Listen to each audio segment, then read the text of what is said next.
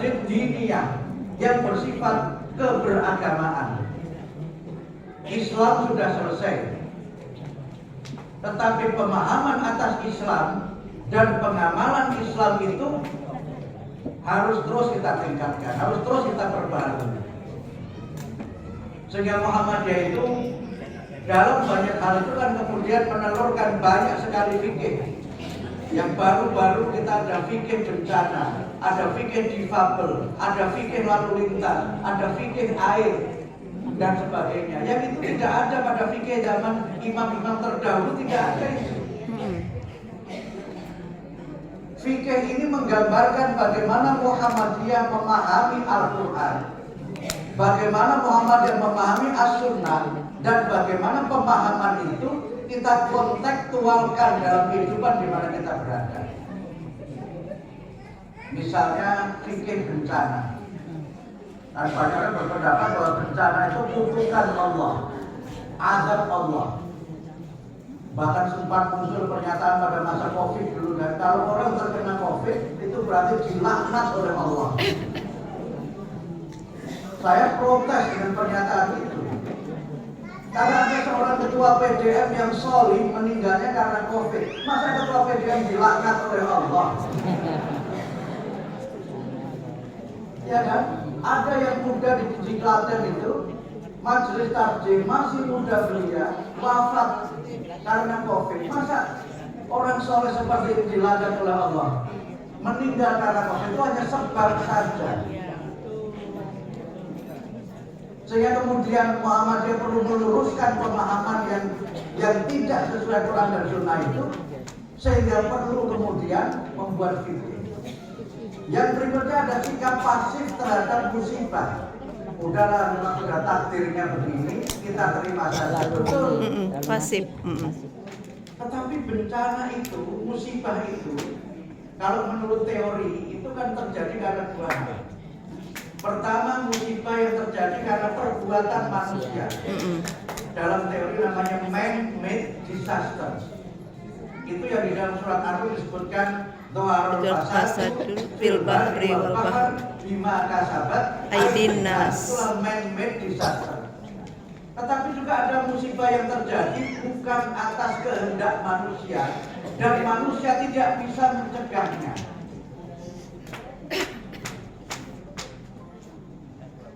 Saya sering bercanda pada kawan-kawan saya yang dokter. Kalau di rumah sakit kan banyak kawan-kawan saya dokter kan. Sebagian dokter itu sakit, saya bercanda, Pak dokter kok bisa sakit?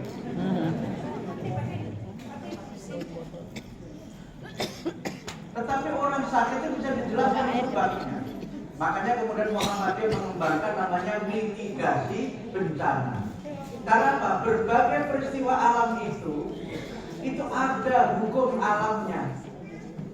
Orang ilmuwan yang tidak berbasis agama menyebut dengan hukum alam, natural law. Tapi kalau kita orang beriman menyebut sebagai sunnatullah. Karena semua yang ada di alam semesta ini itu ada ketentuan Allah yang berlaku. Kalau ketentuan Allah itu kita pahami, maka kita bisa memprediksi apa yang akan terjadi. Dan supaya sesuatu tidak terjadi, maka kita bisa mencegahnya dengan namanya mitigasi itu. Bekasi ini banjir apa enggak, Pak?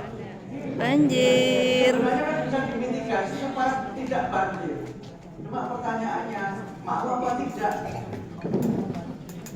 Dan sebenarnya kita itu diajari oleh kisah Nabi Nuh alaihissalam. Kita sering memahami kisah Nabi Nuh itu hanya sebagai kehebohan dan kekuatan Nabi Nuh sebagai Rasul ulul azmi. Beliau diperintahkan Allah membuat kapal. Yang masuk kapal selamat, yang tidak masuk kapal tenggelam.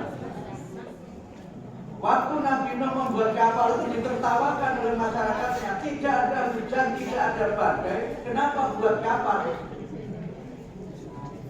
Tapi kalau bagi Muhammadiyah, perintah Allah kepada Nabi Nuh membuat kapal itu adalah mitigasi bencana. Karena suatu saat nanti akan ada banjir yang sangat tinggi, yang kalau orang tidak pakai kapal dia tenggelam. Makanya anaknya itu kan ketika diingatkan masuk kapal, enggak Pak, saya dibunuh. Ini menyaksikan hanya nyampe, kan? Nah, sehingga sebenarnya Quran itu mengajari kita mitigasi bencana. Karena apa? Ayat itu tidak dimaknai secara tekstual saja, tapi dimaknai pesan di balik itu. Kisah Nabi Yusuf 7 sapi gemuk-gemuk dimakan sapi kurus-kurus. Mimpinya Itu mungkin orang memaknainya gubernur Mesir. kanibalisme itu sapi itu. Sapi makan sapi, seperti jeruk minum jeruk. Tetapi itu kan pesan apa?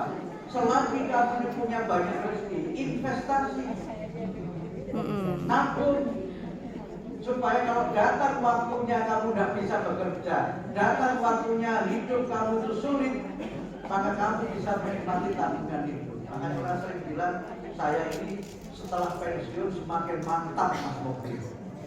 Maksudnya apa? Makan tabungan permanen.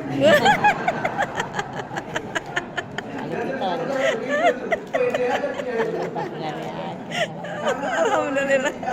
Oh, pensiunan PLN banyak atuh. Kalau perlu semua yang di supermarket dibeli semua. Kemarin kan ada ya, yang pulang haji itu kan ada saya dikirimin buat video lucu itu kan. Pulang gaji borong emas berapa kilo? Iya, Imitasi. Sampai semua jaringnya diisi semua gitu. Ibu-ibu ya dari Makassar. Kadang-kadang kalau kita sudah tua, kita komentari kayaknya error dari